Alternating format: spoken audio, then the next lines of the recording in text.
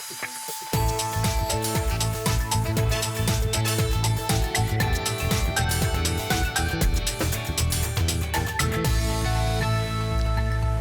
op de hak nemen van warmen en weerden. Om deze tafel besjoggen we het spottende dadaïsme vanuit de eigen van een jonger. Want Reinhard Ritsma die ging naar het museum Drachten en recenseert er voor u de Dada-uitstalling. En Ann Knook is een internetsensatie met haar make-up video's. Ze had 1 miljoen volgers op Instagram en verzin het hij hield nou met nepwimpers. Goeie, dit is Bient. Op de dag dat ondanks alle protocollen het pesten op middelbare squallen gewoon trokjet. Fuck did you just do to me? You fucking punching me, bro? Joppe. Oh! I never started dragging this. So I decided to you fucking did lightning. Ja, mijn heftige beelden, maar het gebeurt er. Zien op de Njoggenbeen op de middelbare squallen wordt pest. En dat docht blikken uit een landelijk onderzoek van de GGD, wat je het bekend. Elbrecht Klaus, welkom. Daar bent de weerbaarheidscoach. En daar is te krijgen, maar pestende been of been die pesten worden. Ja. Waar komen er vaak bij? Meestentijds komen de bijen die pest worden, maar er komen ook wel bijen die het pest er binnen. Van de ouders zeggen van, goh, je gaat iets mis en die hebben eigenlijk wat extra aandacht nodig. Ja. Eén op de Njoggen, dat is in de klasse van 30, is dat, dat ben dus 3 bijen die die problemen hebben, die pesten worden. Is dat schokkend? Of hoe? Het zou heel schokkend wezen moeten. Van mij is het net meer schokkend, want het is van mij net naïefs. Het is natuurlijk al een hele lange tijd is het een probleem. En dit is het zelfs onderzoek wat dat uitwijst, volgens mij. Ja, dat is een beetje Ja. cynisch. Ja, nou ja, wist, het probleem is er en het zelfs onderzoek wijst dat dan uit. Maar van mij, ik denk dan, stek het heel bijvoorbeeld in dat alles kwam bij een trainer kan om dit te voorkomen. Want Ja. dat gebeurt net. Wat is nou de aanpak? Wat nou heel vaak gebeurt is dat als er problemen in een klas bijvoorbeeld binnen, dat er dan een training inzet wordt. Dat is natuurlijk hartstikke mooi en dat is hartstikke wichtig. Maar hoe mooi zou het wezen dat je preventief onder de slag gaat. En ik merk dat in het midden van het land collega's van mij een soort preventief trainen. Dus in groep 7 en 8 wordt er dan bijvoorbeeld het Marietje Kessels project aanbieden. Nou, daar gaat het ook groepsdruk, op pesten, hoe wie ben ik, hoe wil ik mezelf deel zetten, hoe kom ik oer.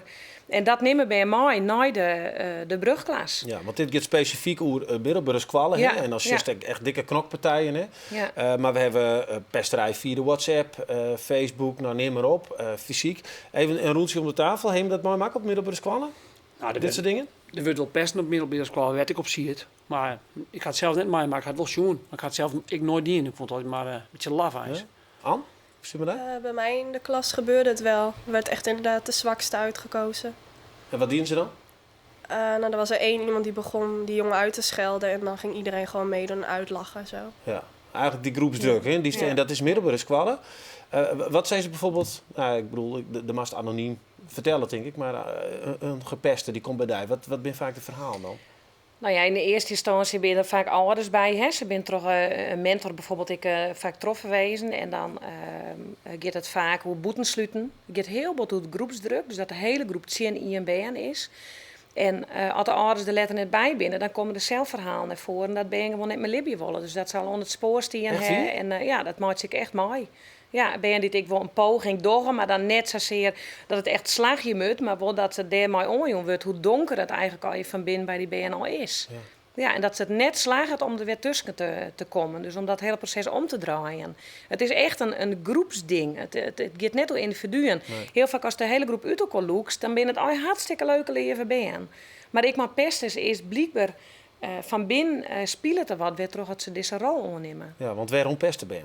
Kun je dat daarachter gaan? Nou ja, als het weerbaarheid heeft, worden de pesten ben je vaak net weerbaar na. Maar de ben die pesten ben natuurlijk lieke goed net weerbaar. Er kunnen thuissituaties wezen. Ben je ontevreden over zichzelf wezen. Er is natuurlijk een hele grote druk over hoe je eruit ziet moeten, hoe je gedragen moet, wat hip is. Dat soort dingen spelen al je mee. Ja. Ja. Er zijn al hier initiatieven geweest. Ik zou het krekkel in de onkondiging. Er zijn pestprotocollen, televisieprogramma's. Dan is er op zoek naar de persoon die het altijd moet pesten. En er is ook een programma dat is dan over de streep. Hè, en dan heeft er een Amerikaanse variant op. En dan is juist dat ze bij elkaar gebracht worden. Hè, de pesters en de Ja. gepesten. Daar kunnen we even naar zien. Challenge Day. In Amerika al ruim 20 jaar een dikke hit. Een prijzenwinnend concept dat het gedrag van leerlingen op middelbare scholen verandert. Door ze te laten inzien dat we meer hetzelfde zijn dan dat we verschillen. Kinderen in de leeftijd van 15 jaar, die soms al jaren bij elkaar in de klas zitten, leren elkaar in 1 dag pas echt goed kennen. Als jullie me echt zouden kennen, dan weten jullie dat ik eigenlijk helemaal niet zo bitchy ben en zo. Elke nacht werd ik naar beneden geroepen door mijn vader om messen weg te halen. Het was de laatste keer dat ik hem gezien heb. Dat is bijna mensen. Ja, dan zeggen dat die pubers die dan zo keihut binnen, dan we beginnen te gaan. Ik wil toch even waarom naar de tiende was toch juist, want het is dus kennelijk wel ergens een oplossing voor, alleen dat zit eigenlijk op de basisscholen. Op de groep zonder 8, hoe zit dat? Nou, als je er pesten wordt op middelbare scholen, kun je daar natuurlijk wat met doen. En dit soort programma's ben ik heel erg voor. Hè? Want er is heel vaak weinig inzicht in wat je bij elkaar eigenlijk teweeg brengen. En die verbinding, als die er is, dan wordt er volle minder pest. Maar als dan ben je in groep 8 al bagage mooi juist om die sterk deel te zetten. Dus bijvoorbeeld vertelst door wat straal ik uit. Ben ik een macho, dan ren ik zo heen. Dan wordt er volle snelle knokt. Maar ren ik in elkaar, heb ik de onderhouding, dan wil ik jij eruit om te pesten worden.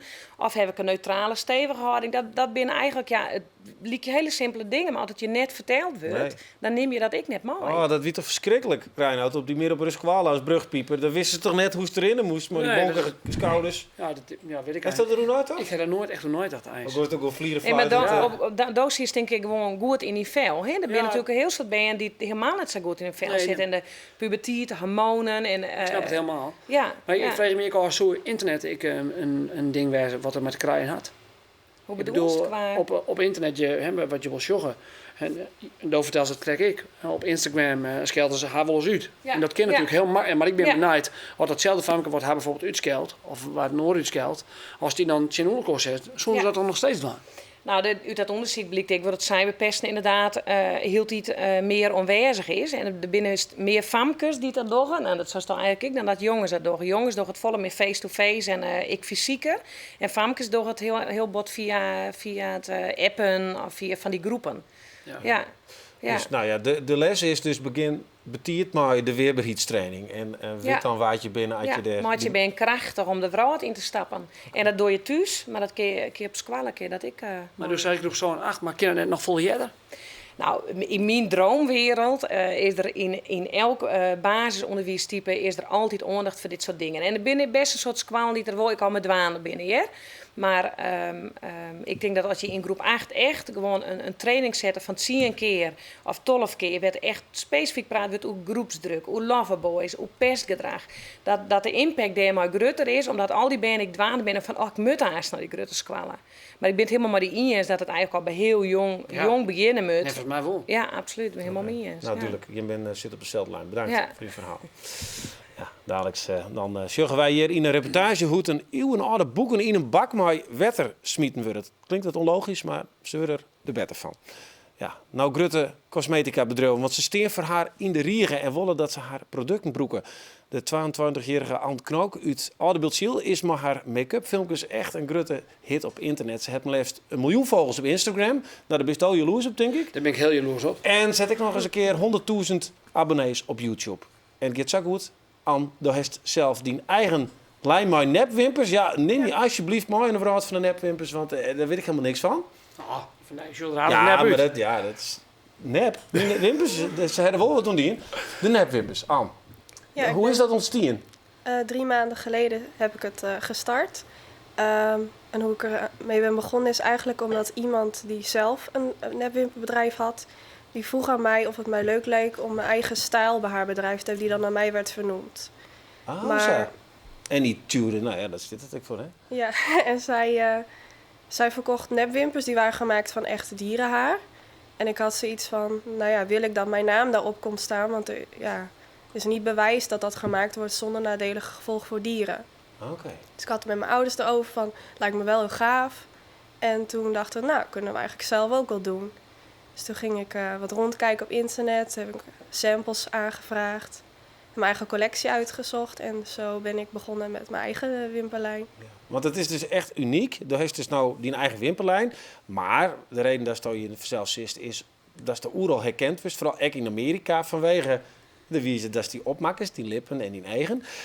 Zullen wij gewoon even een filmpje zien van wat die werk is? Was het alle dagen dorst? Oké. For my foundation, I'm using the Estee Lauder Double Wear Foundation. I am using the Sigma F80 Kabuki brush to blend it in my skin. I cleaned off the foundation from my lips and applied a little bit lip balm. I am making a line underneath my eyebrow to create the shape of my brow. Now I'm just curling my eyelashes. I always apply my lashes with some Duo lash glue. Recently I really love this shade because it's just perfect to wear with any lipstick. And this is the finished look. I really hope you enjoyed watching my video. Ja, hoeveel mensen zorgen je nou naar? Gemiddeld? Dat is eigenlijk heel verschillend. Het hangt er echt vanaf hoe je video heet of mensen daarop klikken. Ik denk gemiddeld ongeveer 14.000 views. Zo, ongelooflijk. Wat vies je ervan, Albrecht? Ja. Nou ja, mijn dochters die zeggen dus naar dit soort filmpjes. Ja? Dus ik ga naast natuurlijk wel even vragen naar als ze daar je kennen natuurlijk. Ja. Dan heb ik naast haar zitten, dat is wel een ding. Ja, dat is zeker. Maar dat is wel dat is ongelooflijk. Want hoe begint suks? 2 jaar geleden toen was ik best wel bezig met zelf naar video's kijken. En mijn zusje had toen destijds een hele luxe camera gekocht. Dus ik denk, nou, ik ga een keertje zelf een ooglook maken en foto's maken. Toen heb ik dat op Instagram geplaatst en er werd best wel leuk op gereageerd door mensen. Dus ik denk, nou, ga ik nog een keer doen. En ik tagde toen ook de bedrijven die ik had gebruikt voor mijn make-up daarin. Dat is... Ja, dan kun je, zeg maar, als je op de foto klikt, zie je de bedrijven die ik gebruikt heb. Dat ziet dat bedrijf dan ook, die krijgt daar een melding van. Maar ja, bij hele grote bedrijven zien ze dat niet, want iedereen doet dat. Maar ik werd dus kennelijk wel opgemerkt en toen werd ik ook gedeeld door hun. En ze hadden toen de tijd ook iets van 1 miljoen volgers. En toen gingen mijn volgers dus echt super snel. En toen zagen andere grote bedrijven dat weer en toen ging het echt heel hard. Ja. Nou, en ik heb we kunnen nog even een paar filmpjes zien van dat je al onder gong bent. Dan zien we daar in verschillende vormen. Volgens mij is dat filmpje, ja, hier bij die eigen onderoren. En ik zeg het filmpje en ik kies op Bob Ross. Kiest die? Nee. Nee, kiest op Bob Ross? Ah ja, wel die kist al hier. Dat is die schilderwissel. Ja, weet ik al. Maar dat grauwe beurt die zit onder dat schilder in. Nou, daar ligt het sprekend op. Dat is echt gewoon... Ik vind dit wel heel bijzonder, hè. Maar hoe lang ben je hiermee bezig? Met echt een video 3 uur ongeveer. Met het filmen en ook foto's maken. En moet je het opbrengen van de make-up? Ja, ik doe dat altijd in etappes, omdat ik film. Dus Ja, oké. ik weet niet echt hoeveel het echt... Maar wat is nou op hest? Dat hest nou ook filmt? Maar die Nee, roze niet lippen, gefilmd. dat net. Maar Nee. hoe lang wordt het suks? Een uur ongeveer. Oh, nu. normaal. Nou, dat vind ik die vrouw wel heilig. Ja.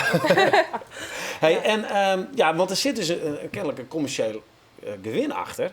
Hè? Want hoe gaat suks? Dat tekst dus die bedrijven vinden het op een gegeven moment, denken ze waarschijnlijk, hé, dat is handig, dus een soort mensen kanaal. Krijg je daar yield voor of hoe werkt het suks? Dat is niet voor alles, maar je hebt wel dat bedrijf je benaderen van... hey, wil je mijn producten promoten? In het begin deed ik dat gewoon gratis. Ik denk, leuk, gratis make-up. Maar ja, zij verdienen er natuurlijk wel geld aan, omdat ik het gebruik en anderen willen het kopen. Dus je kunt ook gewoon zeggen, ik wil geld voor. Ja, en doe je dat? Ja, dat doe ik. En wat krijg je dan? Ja, dat is eigenlijk heel verschillend. Je hebt kleine bedrijfjes en bij grote bedrijven weet je... nou, daar kan ik wel een paar €100 voor vragen. Maar bij kleine bedrijven, ja, dan denk ik... die wil ik wel helpen, dus dan doe ik het van minder. Maar wat is een groot bedrijf? Wat wij alle hier kennen? Tenminste, Bijvoorbeeld denk ik. €400, zoiets. Maar wat voor bedrijf is dat? Wat voor namen? Bijvoorbeeld een Anastasia Beverly Hills. Oké. Noem maar wat. Ja, Albrecht, heeft dat hier op de kosten? Nee, ik heb niks meer make-up. Nee, het is maar Want we hebben ook nog een filmpje snel, vandaag, dat wil ik wel even zien. Dan kunnen we het helemaal afsluiten. Hoeveel make-up dat het wel net heeft. Heeft het al even voor u maken? Ja, ongelooflijk. Een lampje. Vertel eens. Neem eens even mee in de studio. Daar film ik. Dit is zeg maar mijn la met lipsticks. Zo. En hier heb ik nog meer lipsticks. Hoeveel ben dat er? Ik denk wel echt meer in de honderden, denk ik wel. En die binnen al je vergees? Heeft ze al je gratis kregen? Nou, niet allemaal, maar het meeste wel. Oké. Ja. Ja, het is een bijzondere manier van ondernemen. Jezelf mooi maatje en dan ik nog je op me verzinnen. Mooi, Succes ermee. Ja, dank En op naar een internationale carrière. Ja. Bedankt dat je die wist. En misschien nog een setje aan Fruus. Van de... Ja, tuurlijk. Ah, ja, Vooral die lipstift en die wimpers. Ja, lekker. Ja, in de krochten van de Blokkie Sparta, want daar werk je een paar specialisten onder een nog onbekende ambacht. En dat is het wasken van eeuwenoude boeken. Je zoenen ze een onmogelijke combinatie, dat papieren werd er, maar het kind toch.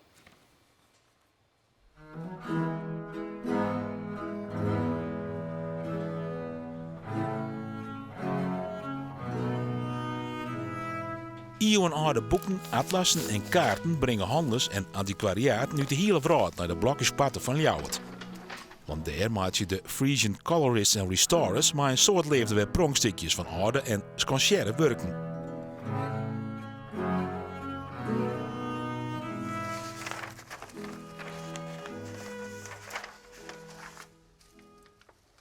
Dus zo was je je boeken? Ja, zo was je de boeken. En wat is dat voor vloeistof? Dit is water met een heel klein beetje borax om het een beetje te zuiveren. En een beetje te ontzuren. Als het zo droog dan... Dit is toch behoorlijk aangetast.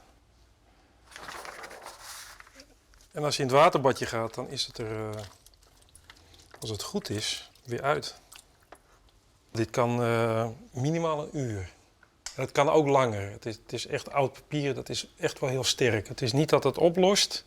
Ja, je moet het niet 6 dagen laten liggen. Maar als je het een nachtje zal laten liggen, dan is het nog steeds heel. De eerste keer dat ik dat zag, had ik ook zoiets van... kan toch niet papier in het water? Want je denkt meteen aan papier maché. Deze moeten gevezeld worden.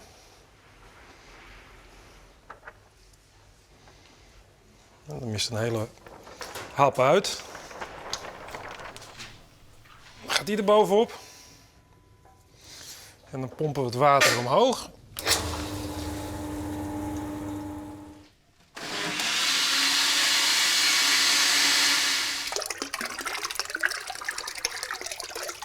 Dit is papierpulp. Je smiet dat gewoon door de letters in. Ja hoor, maar dat gaat dadelijk, je zult ook zien wat er gebeurt. Dat is op zich het is bijna toveren dit, hè. Het is goochelen dadelijk. Gaat die er weer af. Die vezel, die gaat nu hier zo zitten. En die loopt ook van het papier af.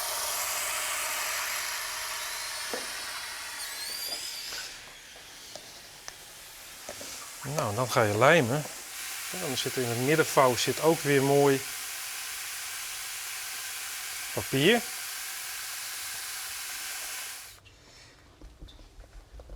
Dit is Japans vloei.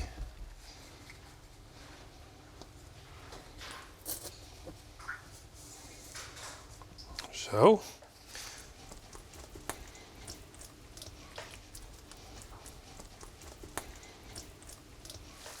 Kijk, is ook wel leuk misschien om te zien. Dan zie je precies waar de vezel zit. En dat moet nou, minimaal 24 uur moeten drogen. En dan, kijk, dan kun je hier zien.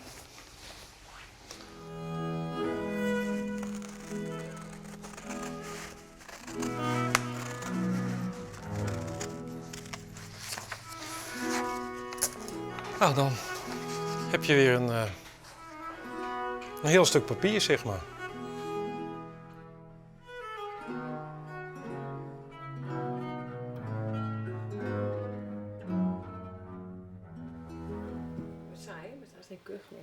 Ja, van de kunst van het restaureren naar het dadaïsme. En daar zit dus een specialist voor aan tafel. Reinoud, ja, wij kennen even zelfs als jonger en presentator en eigenlijk dorst van alles en wat.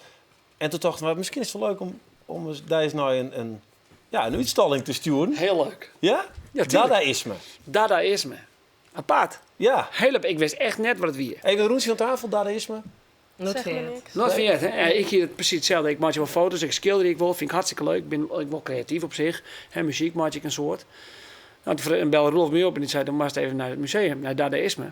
Nou, dat is voor mij helemaal naai. Google je. Nou, Google je maar eens, er komt zo'n aparte dingetje in. Dus het idee is, als je iemand die ergens niet vanaf weet naar een uitstalling stuurt, dan zit hij maar een frisse blik. Nou, dat wist je dat gevoel? Ja, absoluut. Want dat heeft van de morgen geweest, hè? Ik ging er heel iepen voor zelfs. Ja. Ik wist echt, eerlijk hier, Rolf, ik wist er helemaal niks van. Nee, maar wat is die kunstachtergrond? Van het jongen? Ik vind fotograferen heel leuk. Dat doe ik een heel soort. Ik schilder ik wel eens. En ik maak je zelf muziek. Maar ja. Dat is het eens. Ja, dat is het. Ja. De heeft die inlezen in Dadaïsme en nou, wij mochten even... Ik ga me net echt inlezen. Zo is het net niet. Inzoeken, dus op Ik Google ben maar plaatsen waarschijnlijk. Ik ben Joert voor het eerst naar het museum in Drachten geweest en daar is een tentoonstelling straks hoe het Dadaïsme en daar mocht ik nou al zien. Dat is zelfs een hele grote eer. Mooie aankondiging. Zullen we dan maar zien? Hoe is het geweest? Ja.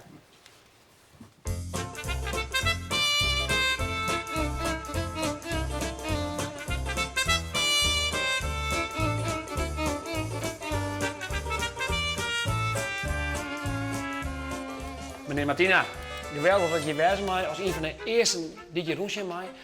Wat is Dadaïsme? Dat is de grote vraag, nevens mij. Nou, Dada is eigenlijk geen stroming. Hè, wat je hebt als kubisme, je hebt surrealisme, maar Dada is een mentaliteit. Een kunstwerk was een raam waar je doorheen keek en als het net echt was, dan was het fantastisch. En hier kwam een kunstenaar en die gooide papiertjes op de grond, lijmde die vast en zei, dit is ook kunst. Maar verklaren ze hem dan net voor gek? Tuurlijk. Maar kijk, Dada, het woord Dada alleen al. Ja. Dat is wat een baby voor het eerst zegt.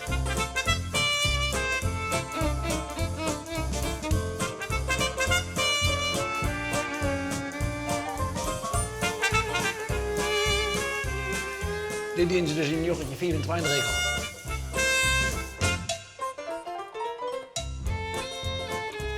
Als je speakers op een string kiezen.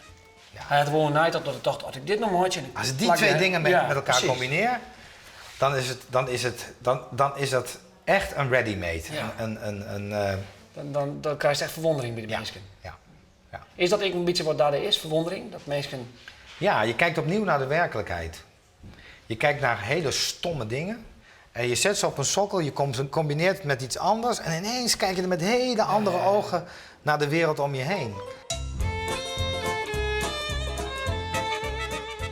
Ik ben natuurlijk niet alleen schilderijen en objecten, maar ik gewoon tekst en gedichten. En wij wachten, wij trachten. Het museum zit in Drachten. Zo, en wat vond je ervan? Ja, ik vond het heel apart eens. Ik zag 2 veren op elkaar, maar ik zag zoals dit, een prachtige schilderij. Dus er zijn heel veel verschillende dingen. Maar wat ik wel nieuwsgierig naar ben, van waar is het nou echt bedoeld? Het is eigenlijk voor iedereen bedoeld natuurlijk. Dus ik van de heb ik als ik? Ja, zeker. Zeker ook.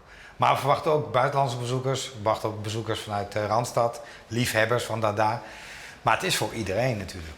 Ik denk dat iedereen het begrijpt. Want ik ben een jaloer en ik snap het ook. Ja. Dus ik denk echt dat het wel toegankelijk is voor iedereen. Ja, dit is echt van het type kunst. In principe wij fjouwen hier rond tafel binnen het hek, hè? Ja, zoals Soes te schenken. Ja. Oh, we hebben goed stilzitten. Nee, maar Dada. Ja, of Dada. Wat heeft er nou van leerd dan? Wat is het? Nou, het is heel verskaard. Het is echt heel verschillende dingen die ze schenken is. En ik denk, was er ik al eerder zei, als bepaalde dingen op elkaar zet, dan kan dat dus Dada wezen. Dat is absoluut wie. Ja. En we zeggen een belangrijk ding. We zeggen daar een voorwerp in het filmpje. Ja. En een lieds houten wasken. Er waren 2 broers in Drachten. De broers Rinsma. Dat waren schoonmakers. Maar die maken liedse kunstwerkjes. En die jongens ik wel eens voort bij Squon. En zij hielden mij Theo van Doesburg. Dat was een goede vriend van hun. Dat is een heel groot kunstenaar in die Dada-cultuur. Is maar weer echt een hele bekende en hele grote kunstenaar. En die was goed bevriend met hun. En daarom is dus de Dada-voorstelling in Drachten. Daarom is het ik zou wichten dat het nou in Drachten is. Zeg een beetje bolwerk, hè? Ja, absoluut. En die gingen een wasken maken. En er zijn dus een paar mensen, er zijn ongeveer, nou, ik denk 100 van die waskers binnen maken, misschien 200. Nou, en als die eerst aan het wasken heeft, dat kan maar samenwerken als die nog ergens op zolder lezen heeft. En dan is die misschien wel 50 of misschien wel 100.000 euro waard. Dus er zitten nog al die mensen in die Drachten, die zitten klauwen het hele spul, de zolder. Dat is echt waar, maar dat is absoluut weer. 22 april op de Koningsmarkt. Vier misschien was een wasken. wasken. Ja, vier misschien was een wasken. Een liedje houden wasken. En dat kan zelf wel heel veel wezen. Ongelooflijk. Maar vond je het leuk om te ervan? Ja, ik vond het echt heel leuk. Absoluut. Het is voor mij een beetje ontwapenend eigenlijk. Want ik ben natuurlijk, ik zit er wel een beetje sceptisch in. Dada is me. Ik hier er heel nooit van jetten. Dan komt ze er en dan ben je er een jaloer en dan krijg je er toch een bepaald gevoel bij. Ja. En ik hier er een heel positief gevoel bij. Maar toch, is het een advies? Ga erheen of ga er net heen?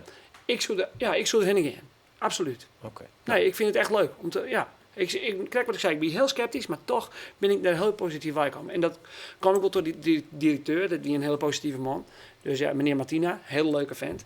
Ja, die kon het heel enthousiast over vertellen. En dan was zelf ook enthousiast. Oké, nou, dit is een mooie recensie. Dank u wel, Reinoud. Ja, de tentoonstelling Holland, Dada en de International Context Event Snijm. En is nog de hele simmer te zien in Museum Drachten. Dim, aan tafel, hartstikke bedankt dat je hem hier wien. Jou bedankt voor het zien en ik wens je nog een hele mooie jonta.